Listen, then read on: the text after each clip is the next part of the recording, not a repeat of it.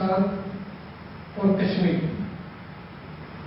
جب بھی ہم استحکام پاکستان کی بات کرتے ہیں تو استحکام پاکستان کا ایک نامکمل ایجنڈا کشمیر ہے. اگر ہم یہ کہیں کہ کشمیر میں بدامنی ہو اور ہم پاکستان کو ایک مستحکم ملک تصور کریں تو یہ ایک دیوانے کا خواب تو ضرور ہو سکتا ہے مگر اس کا حقیقت سے کوئی تعلق نہیں. جس طرح ہمارے وجود کے کسی ایک حصے پر کوئی زخم ہو باقی پورا وجود تر و تازہ ہو لیکن ہم اس کے بعد اس جسم کو مکمل طور پر تندرست نہیں کر سکتے.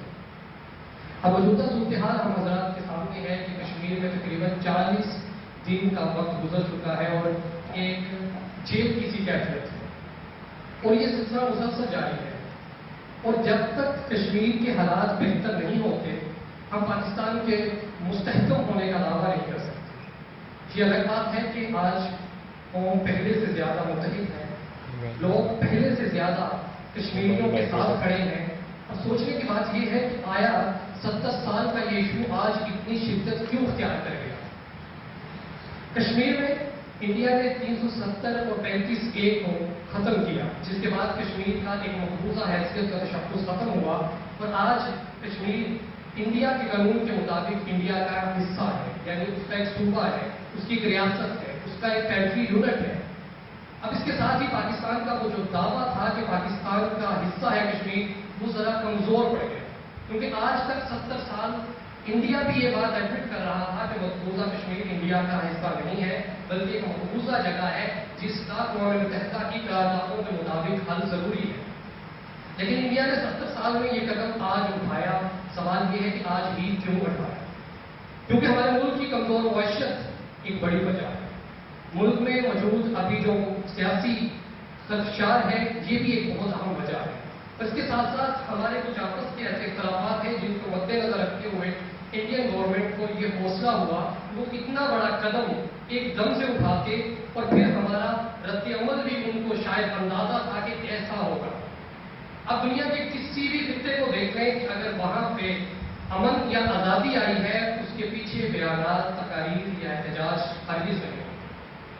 اب مدینہ کی ریاست سے لے کے آج 1400 سال کا عرصہ دیکھ لیں پورے کا پورا نظام آپ کو عملی جدوجہد کے ذریعے نظر آئے گا. محض زبانی جماعت سے ہمیں دنیا کے کسی بھی حصے کو آزادی ملتی نظر نہیں آئے گی. وہ آزادی اہل مکہ کے مشرکین کے خلاف ہو, چاہے وہ آزادی ہندوستان میں موجود انگریز سامراج کے خلاف ہو, چاہے وہ آزادی ہمارے پڑوس میں افغانستان میں دنیا کی سپر پاوروں کے خلاف ہو یا دنیا کے دوسرے حصوں کو بھی دیکھ لیجیے. جن لوگوں نے مزاحمت کی, جن لوگوں نے ٹکرائے وہ لوگ ہی آزادی کو حاصل کر پائے. محض باتوں سے آج تک ہمیں کوئی بھی طاقت نظر نہیں آئے گی جس سے مکمل آزادی آ سکتی ہے. اب میں نے یہ بات میں کہا کہ ہندوستان میں انگریز سامراج کے خلاف ہمارے کچھ لوگوں کے ذہن ہے کہ شاید ہم نے یہ آزادی محض باتوں سے حاصل کی تھی. نہیں, ہرگز نہیں. اس کے پیچھے آپ کو 1 صدی سے زائد کی قربانیاں نظر آئیں گی. آپ کو نظر آئے گا جب شاہ ولی اللہ نے جہاد کا درس کیا اس کے بعد آپ کو ٹیپو سلطان انگریز سے لڑتا ہوا نظر آئے گا. کبھی آپ کو بالا کوٹ کے پہاڑوں میں مجاہدین لڑتے ہوئے نظر آئیں گے. کبھی آپ کو 1857 کی جنگ آزادی نظر آئے گی. کبھی آپ کو قائد اعظم کی کے ساتھ کھڑے ہوئے وہ علماء نظر آئیں گے جنہوں نے اس ملک کو حاصل کرنے کے لیے اپنی جانوں کا نذرانہ پیش کیا. آپ سب لوگوں کو تاریخ سے کافی علم ہوگا تاریخ کے بارے میں کہ کوئی شاید ہی کوئی ایسا درخت ہو جہاں پہ علماء کی لاشیں نہیں تھیں. یہ آزادی کے لیے بہت بڑے پیمانے پر قربانیاں تھیں. آج دیکھ لیجیے کشمیر ہمارے سامنے ہے, ایک طرف کمزور ہے, لڑنے کے لیے وسائل نہیں ہے یا ریسورسز نہیں ہے, دوسری طرف ایک پاور ہے, طاقت ہے, تو آپ کو پلڑے میں توازن نظر نہیں آئے گا. وہ عدم توازن کی وجہ سے آج آپ کو نظر آ رہا ہے کہ کشمیر 70 سال سے مظلوم ہے.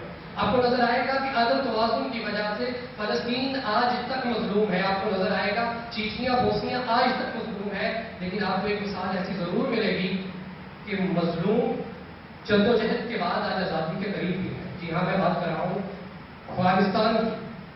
یقینی طور پہ ہماری افواج کی بہت کوشش رہی ہے. ہم نے ہر پیمانے پہ افغانی لوگوں کا ساتھ ضرور دیا ہے لیکن محض باتوں تک, محض الفاظ تک, تقاریر تک.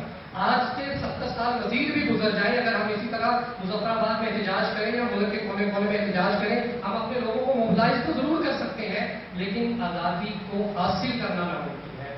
اور ہماری 1400 سال کی تاریخ جہاد پہ ٹکی ہے۔ اگر آپ جہاد کے لفظ سے شرمائیں گے، حیران ہوں گے یا پریشان ہوں گے، تو شاید آپ آزادی کا خواب چھوڑ دیں، یا پھر جو آزادی آپ کے پاس ابھی ہے تو یہ بھی آپ کو غیر مستحکم سی نظر آئے گی۔ اگر آج ہمیں پاکستان کے کو مزید مستحکم کرنا ہے تو ہمیں وہ دور چاہیے جس وقت ہمارے افغانستان کے بارڈر پہ شاہی کی فوج کو کھڑا ہونے کی ضرورت پڑتی تھی۔ ہمارے قبائل ہماری فرنٹ لائن کے فوجی تھے۔